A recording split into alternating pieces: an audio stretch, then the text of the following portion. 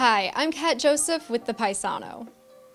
I met with Dr. Passalacqua, Dr. Kline, and Dr. Khan to discuss the new health communication concentration. My area of specialization is health communication. So I actually have a PhD in communication, as does Dr. Khan and Dr. Passalacqua. But we were some of the first to be hired that actually had been doing research in health communication. And the idea was that we wanted to start a concentration. Much like we have a concentration in public relations, we have a concentration in digital technology, that we wanted a concentration in health communication. It just took us a while to build this kind of critical mass of faculty so that we could offer the courses that we felt would be needed in order to concentrate in health communication. We did it because health has become such a focus in the United States and globally, I think, right? And absolutely. so we wanted, health communication is in part a theoretical perspective, understanding theory, but it's also a very applied perspective, and so there are tons of jobs. Absolutely. There's a degree of marketability there with the health communication concentration, especially being that healthcare is the industry that consistently year after year experiences job growth even during times of economic downturn. So certainly going out with a concentration in health communication makes our students more marketable, which is always a consideration. Health is one of the pillars of University of Texas at San Antonio in terms of its priorities. And so we feel that the goal of the department very well aligns with the goal of the university. And so everything seemed to fall in place together. We had the critical mass of scholars. Health communication is a major field within the field of communication studies, and that it aligned very well with the goal of the university. You make a good point. It made sense to offer this, especially given the resources that we have around. Everything from University Medical Center to Brooks Army Medical Center. We've got the Cancer Center. We've got all kinds of specialists around, and so we are working with some of those organizations. And so really I think that the situation was ripe to develop. But also on campus, we have the Center for Health Disparities. That's a UTSA COLFA department. And if you look around, every single college at the university has some area of specialization that deals with health. I'm from engineering, in the sciences. We have the Center for Military Health. I know that psychology does a lot of really great work when it comes to military health. And in fact, I'm collaborating with Dr. Sandra Morissette on a project that we're doing over at Brooks Army Medical Center. We have a degree in medical humanities, and so we actually, in our concentration, get a lot of those students so they can actually get that degree and they can get a concentration in health communication. So it just aligns really well with the focus of the college as well as the university, as well as the city of San Antonio. Regarding health communication, especially as our healthcare system gets more complex, there is this need to be more informed and more health literate consumers. And particularly in order to participate in our own healthcare, it's very useful to have the types of knowledge that our students are getting in these classes. So not just for their future careers, but Really good point. Just being health literate. It's so important to be your own health advocate, and I always tell my students that.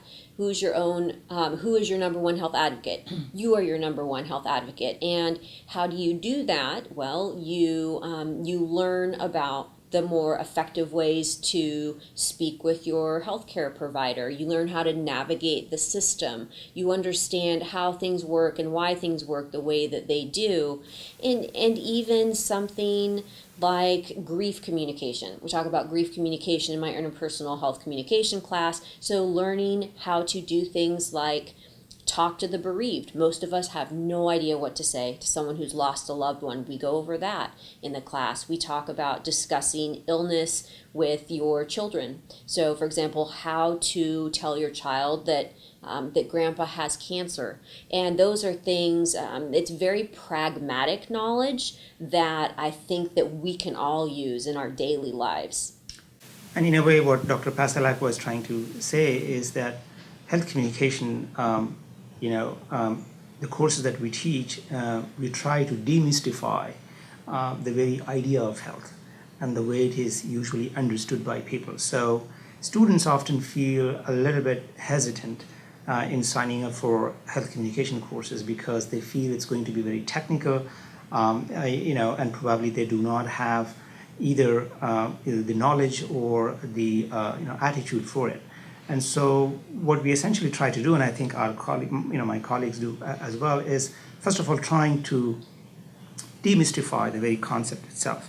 Is health only about the symptoms and treatment that we seek to get rid of those symptoms, or is it more than that? And when we try to break things down, then they begin to see the larger connections that we have in understanding our health and the health of the community. And so it is empowering our students to be a leader wherever they go in their life. It's not simply about their own health, but the health of the population that they're living with. Yeah, I think you've got a good point there where we've got students, they don't necessarily plan on getting jobs in health, right? So it started out with that, but they learn how to be better consumers. In my classes, it's learning how to understand a pharmaceutical ad, for example. Mm-hmm. But it's also, I teach things like campaigns. I teach health campaigns, and all of the stuff that we talk about, logos, ethos, pathos, you remember that, they can use in other kinds of areas. So like if they end up going into some other kind of marketing, or they, some other kind of business, it doesn't necessarily just have to be about health, but it is generally pretty interesting because they all have a personal connection in some way, shape, or form. Mm-hmm. Every single student can identify with what we're talking about, and whether it's interpersonal or global health or health campaigns, they all have stories that they can tell, and they all understand it. So it's pretty cool. And actually, health communication is ubiquitous, so it's all around us. We get health messages in ways that we might not even realize. So certainly going throughout your day, whether it is a health message from a commercial, your friend is talking to you about how they don't feel well, you're looking at WebMD, all of these are examples of health communication. And to your point, students don't realize that something like fat talk, oh my God, I'm so fat. No, if you're fat, I'm humongous. That's actually an area of study in health communication, looking at how those types of conversations impact the way that we think about our bodies and our weight, and then of course it impacts our behaviors. Talking about safe sex, so conversations about using protection, etc. And I think that once students realize what health communication encompasses, they suddenly become very interested in it. I think that's true. And what's really funny is I studied popular media. So one of the things that Dr. Passalacqua didn't mention was like the messages that we get just from watching all our favorite TV shows, or the movies, or reading magazines, or listening to music, right? So there are messages in all of those things that people don't really pay attention to. So you are kind of a passive audience. And so whenever I bring that up and I start telling students about that, they're like, oh, dang, I wasn't really thinking about how Homer Simpson taught me about X, Y, or Z. And so it's pretty cool. And it's more than just Grey's Anatomy. It's like every show has something in it. Right. So it's kind of cool. A lot of fun. Yeah. One of the things that I tell my students, is that health communication is intentional, but a lot of it is also unintentional. And so some of the things that Dr. Kline is trying to point out here is that there are a lot of things that we see around us, and yet we don't pay attention to, and yet they're deeply connected to our idea of health. So for example, images of beauty that our students and we all are inundated with on a daily basis, how do they go and impact our idea of health?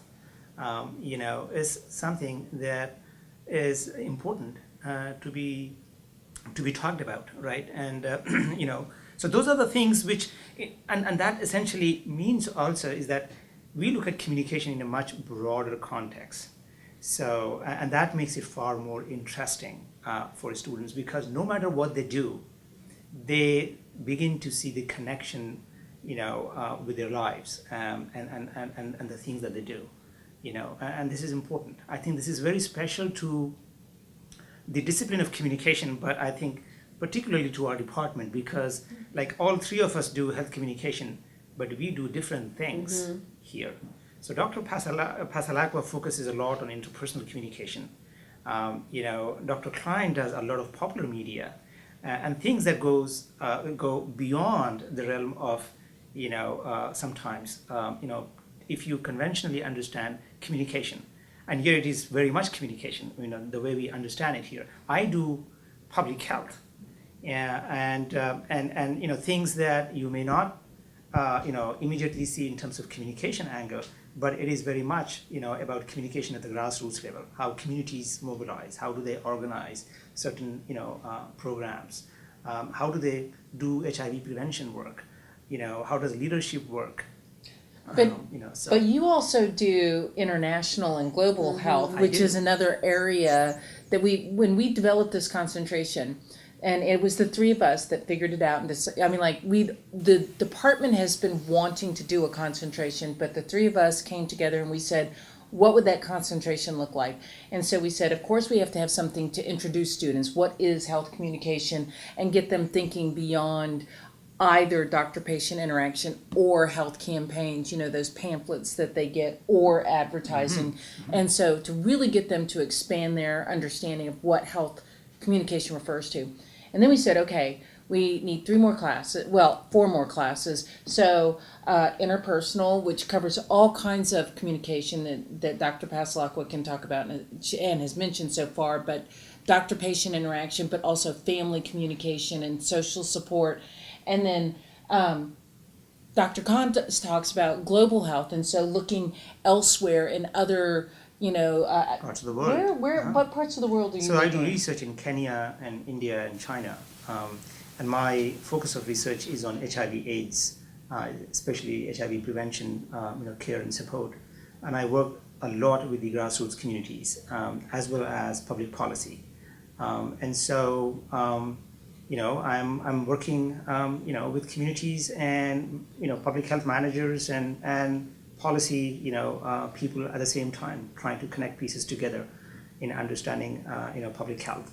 And this is important because it is not simply about understanding HIV/AIDS issues in Kenya. When we study health issues in places like Kenya and India, we should not forget that those are deeply connected to what happens here at home. Because global health, for example, that I do is not simply about the developing countries. It is very much about us as well, because the way the world is changing, the world is one small place, and diseases know no boundaries. So they go across, and especially if you're talking about infectious diseases. So, students, when they learn about global health, of course, they learn about the world and the issues that are central to understanding public health at the global scale, but they also learn about their own communities and their issues and challenges. Don't you think, with global health, you could talk about things like environmental health, which, of course, in terms of global warming and those kind of things, it affects the whole entire world, Absolutely. Right? So it's not just about one particular area, right? But just we live in a global community now, so Right. taking it to other places. And we have people in global health that study, in South America, or that study in, all the countries, to be honest with you. But so they get to think bigger than just here. And of course, if they start studying that, then it helps them. I do campaigns, right? So I study popular media because that's the fun stuff. And then I also study campaigns. Those go hand in hand. It's kind of a mediated understanding of health communication. And so one of the things that we talk about a lot with campaigns is cultural sensitivity, or if you're studying, we know another scholar who talks about being culture-centered. right? And thinking in kind of from the ground up. You're right. And so there are ways to do that. And you could take a class and we could talk about it. But the idea that culture is incredibly important in terms of trying to promote health here in the United States or globally. And so to understand that global health informs our, health Absolutely. here as well. We learn lessons from the experiences both at home and globally. And so there are lessons to be learned for all of us. Just imagine that there are certain things we take for granted here, but they're not necessarily available in other parts of the world. Or vice versa. There are, communities in other parts of the world who are able to do much better job with very little resources at hand that they have. How are they able to manage? There are things that we can learn from their experiences and implement here. So one of the things that I'm doing is South-North solidarity. It's a part of my research that I'm currently engaged in. And the idea here is to bring communities from the South to the North and share their experiences of engaging in grassroots intervention to prevent HIV/AIDS. So let's say in a place like San Antonio, where we have a lot of Hispanic and African American males, especially between the age groups of 18 to 24, who are most vulnerable to HIV, and yet we do not have the grassroots community-based intervention strong enough among them. Are there things that we can learn from Kenya?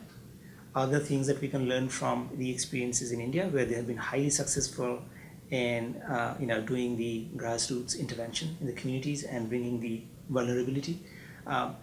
We probably can do that by bringing these communities together and learning from each other.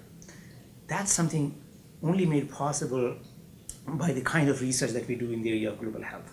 So it is a fascinating field, not only for me as a scholar, but for our students who are future scholars, some of them who might want to either do research or engage in some international development programs, and design policies. So in addition to learning about health in Kenya and the different campaigns happening in other countries, one of the things we really are looking to do with this concentration is have our students be involved locally in health organizations. And a number of the courses that we have in the concentration are designed to get the students out and involved in the community. For example, in the Health Communication Practicum course, which is a senior experience, the students are required to go into the community and participate in a local health promotion event. And we've already started doing that. And my students have gone to everything from dance-a-thons to benefit multiple sclerosis, to tours of the Children's Bereavement Center, to motorcycle rides for PTSD. And I think that that's very important that we have our students involved in community health activities. And another thing with the Health Communication Practicum is that the students go and spend some time with local healthcare organizations and reflect on how the operations at those organizations reflect the health communication concepts that they've learned about. And so we are both very theoretical and applied. Absolutely. Both in this with this concentration, which I think is very important. It's the way that health communication should be done. One of my areas of specialty in my research is provider-patient interaction, specifically physician-patient interaction, and we all will be patients if we have not been at some time in our lives, and it is so important to know how to participate in your own health care, as I said before, to be your own health advocate. And there is so much miscommunication or so much ineffective, there's so much ineffective communication or miscommunication opportunities that occur in the doctor-patient relationship. Certainly the quality of a physician's communication with his or her patient predicts things like patient satisfaction, likelihood of litigation, so whether or not they malpractice occurs. You look at things like disclosing medical errors, and certainly the way that a physician discloses a medical error can make all the difference in whether or not that error will lead to litigation or not. And in our current healthcare environment with HCAP scores and performance being based on things like patient satisfaction, it has become, it certainly, health communication has attracted the attention of a lot. What would you say? It's attracted the. It's becoming increasingly recognized by healthcare organizations as something that they must pay attention to, something that must be improved, and health communication, and particularly effective, satisfying communication with one's clients or patients, is necessary in the delivery of quality care. What classes and opportunities will be offered? Well, basically the concentration is 5 classes. There's an intro to health communication for all the students. They take that one. It's a prerequisite for the next 4 classes. So there's interpersonal health communication, there's health communication campaigns, and there's global health communication. Those are the 3, and they can take them at the same time, those 3 classes. And then the last class is the 5th class. It's a capstone class. This is the one that Dr. Passalacqua has been teaching, and so she could probably speak more about it. And then the kind of signature experience, the senior class, is the health communication practicum. And that's the course I was mentioning before, where we have the students engaged in community health promotion activities and spending some time at organizations in the community so that they can see health communication at work around them. Mm-hmm. When we were getting ready to talk to you, that we went online and, well, I should say I did, and I'm pretty sure Dr. Khan did too, but if you Google health communication jobs, and immediately there are these websites in public health, there are global health communication campaigns or health communication initiatives. You could be in public relations and do health communication. There are various industries that will include health communication. So like, for example, I saw one job that was hiring somebody to work for an organization that made a product, but they wanted to have on-site health communication or health initiatives, right? So the kinds of jobs, whether you want to work in the hospital, whether you want to work for a nonprofit organization, a corporation, whether you want to work in town in San Antonio, whether you want to work globally, there are an incredible number of jobs, to the point where I couldn't even just write it all down. There was no way to kind of capture the numbers. And, we all were... Yeah, and I generated the list, and actually I shared with my colleagues, where you have, jobs that, require, people to be professional, in the area of health communication. And it could be ranging from community level to the top international level, depending on the training and the background and the experience of, students. And their interests. So even if you're talking about, let's say, organizational level, whether it is CDC or the international organizations like Bill and Melinda Gates Foundation or WHO, they all require people who bring their communication expertise into health arena.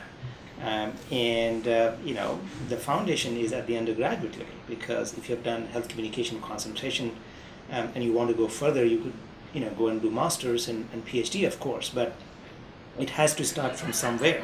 And I think undergraduate program is the place where students should be thinking about, if they're really ambitious enough.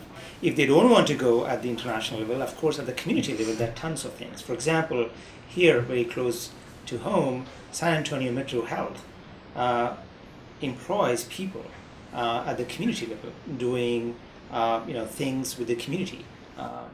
So you could have everything from students going into patient advocacy, healthcare administration, working at a hospital, really in a number of different roles. Yeah. HR at a hospital, have them working for local organizations, whether those be nonprofit or otherwise, as community health advocates, involved in things like the Center for Disease Control, everything from that level, the National Institutes of Health, to working at our healthcare system. So we've got places like the San Antonio, the Center for the Children's Center for Bereavement of South Texas. We have one of our former communication students who spent time working there, and there are other organizations. I have one of my such as students. She's working with Metro Health, and she did health comm with me. She did the master's, finished her master's from UTSA, and she was one of my students in health communication at the master's level, taking courses with me. And she's working with Metro Health. She is one of the program specialists, helping them with the diabetes, prevention program at the community level. So you have, as Dr. Kline mentioned, so many areas that students can actually go based on public relations, again linked to healthcare. Students can think about a career in that area.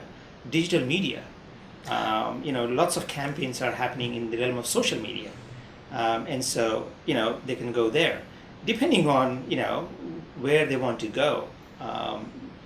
There are a number of opportunities available for them. even something like being a pharmaceutical representative or being in medical device sales, which those are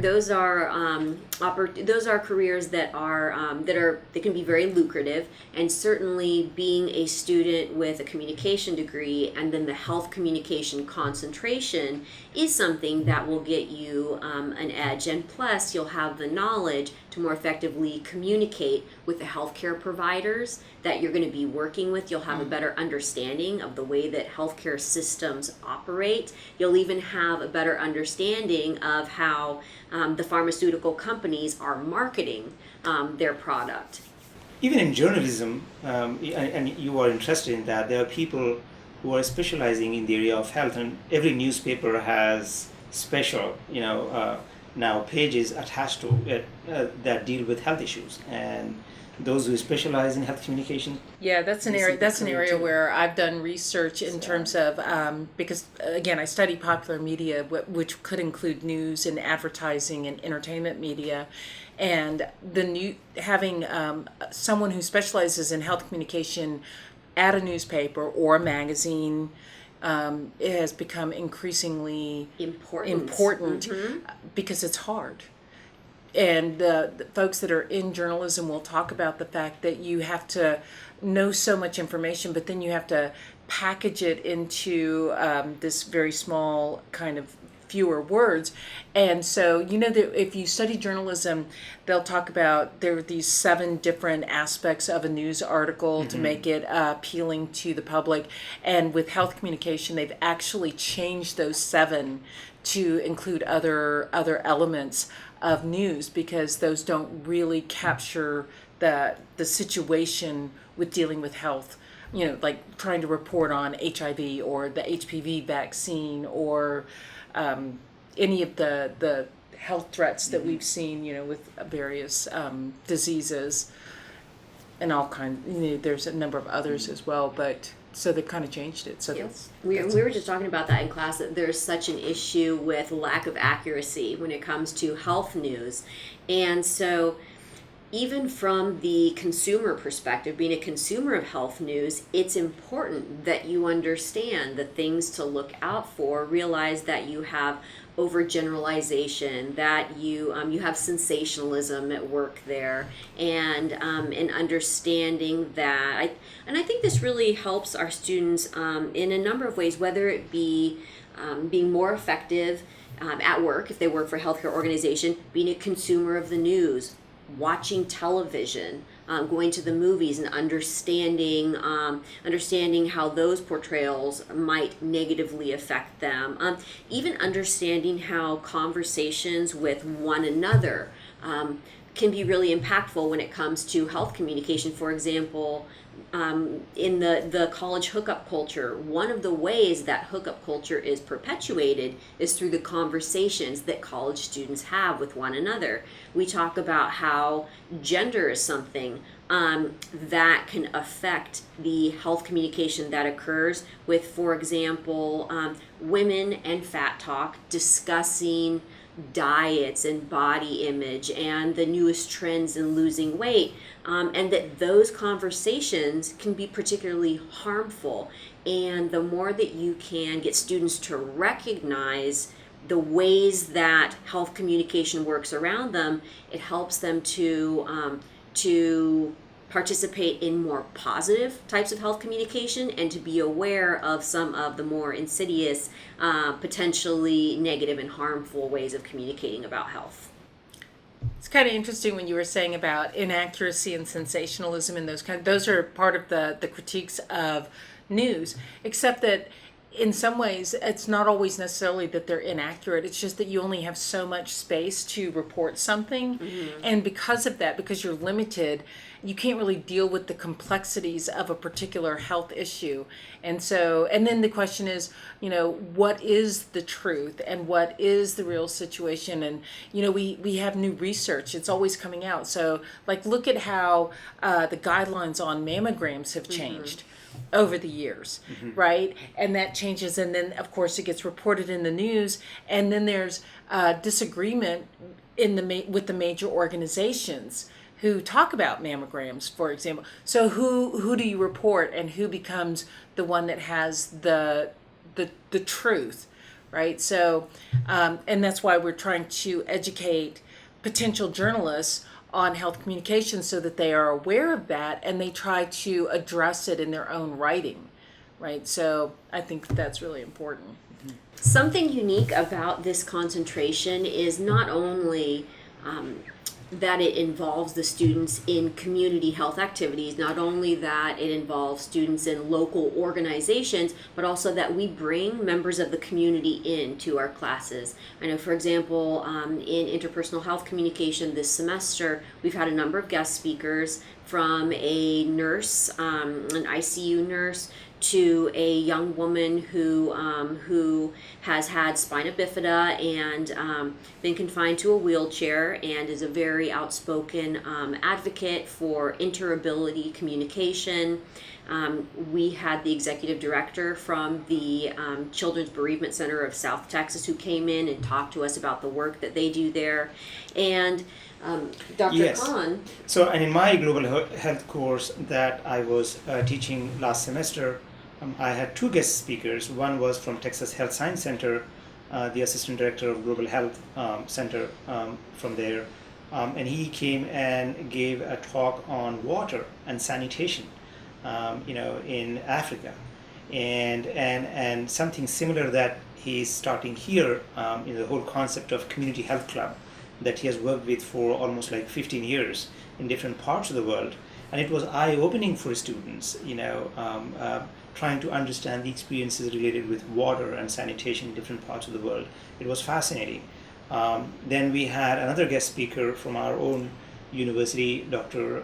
Thankam Sunil, who is the director of the Health Disparity Research Center here, and he talked about health disparities within the developed countries and where United States of America stands in terms of some of those core indicators of health compared to other developed countries, in the world. And so students were again exposed to some of these cutting edge, findings and research that these scholars are engaged with. And these are the opportunities that we want to provide to our students who are not simply, learning from us in our own personal capacities, but also from others, around us who are. And San Antonio is the best place for it because we have the Texas Health Science Center, we have a lot of community health interventions happening in the town, and we have other resources as well. So I think we are really excited about it. We are well placed, and we look forward to the program rolling out. I think so. We're excited about it, and we think that students should be too. So every course that we teach, and as Dr. Passalacqua said, it has a theory and application inbuilt into it. And so whether it is interpersonal or global health, or of course in social, the campaign and practicum for sure, we all apply theory to a very applied field, which is health. For example, in my course, students, first of all, they learn a lot about history of global health. They learn a lot about issues like colonialism or exploitation and control, or other issues within those own countries after the colonial period was over. That might sound cut and dry, but when the course evolves, they begin to see the connection between the colonial history and what's happening right now, in terms of some of those health policies or the indicators, and what could be done in terms of public policy, keeping in mind the history of it. Global health, if they are ever part of any global health designs, then they are going to be drawing on some of those resources, excuse me, that we provide them. They also apply that knowledge in terms of coming up with their own project work. So, they draw on those concepts and theories and the background that they learn from. In my courses that I teach, they always have to have a health issue for which they should be finding some solution or providing some recommendation. And they do real,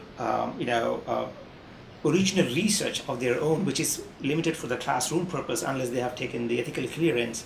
But they go and do in-depth interviews or focus group discussions or other modes of research, survey questions, for example, and they apply that and then they come up with their own intervention strategy, either at the community level or in terms of policy or even campaign design. It's kind of very mixed. I keep as an open field for them, but they do apply, and this actually prepares them for any career that they might have, either at the community level or at the international level. That's what I do in my global health course. And Kim, you do? Yeah, I do. similar? In campaigns, I have them actually designing a health campaign, and they start out and they figure out a problem that they feel like needs to be addressed. So like in the campaigns class right now, have one of my students is looking at undergrad, or I guess college students, and sleep deprivation and the effects of that. I have another one that's looking at eating disorders, but with male students. I have one student who's looking at how, the problem with nutrition education, but with a younger audience, and trying to think about educating them. So we have all kinds of interesting projects that they're working on, and they go do the research, and then they develop the health messages, and they have to think in terms of who they're approaching, who the audience is. So take, for example, if you want to try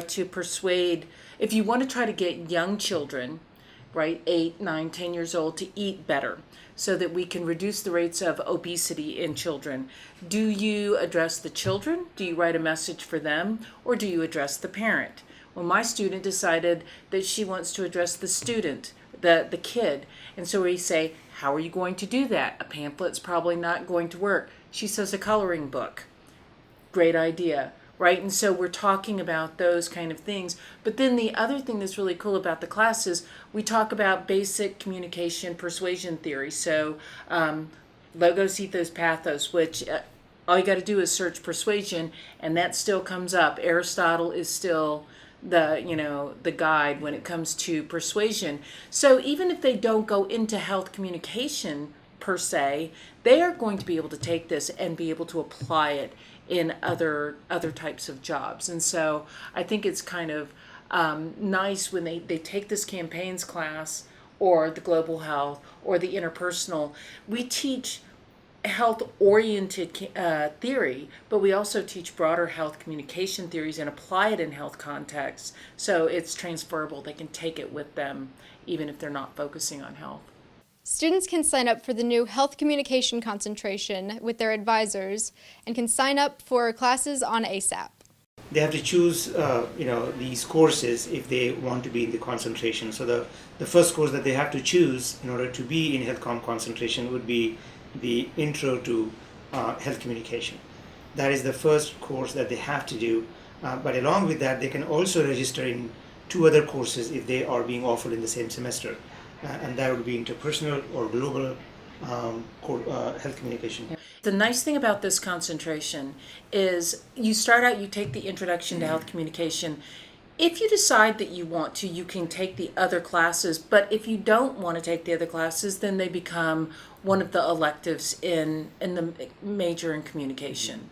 So, you can start out and decide that you want to explore other areas. Say you want to do our digital technology, and that's okay, right? And you still take the classes in health communication, some of them, not all of them. But if you want to focus and you want to get the whole experience, then you take all 5. Intro, interpersonal, campaigns, global, and then the practicum.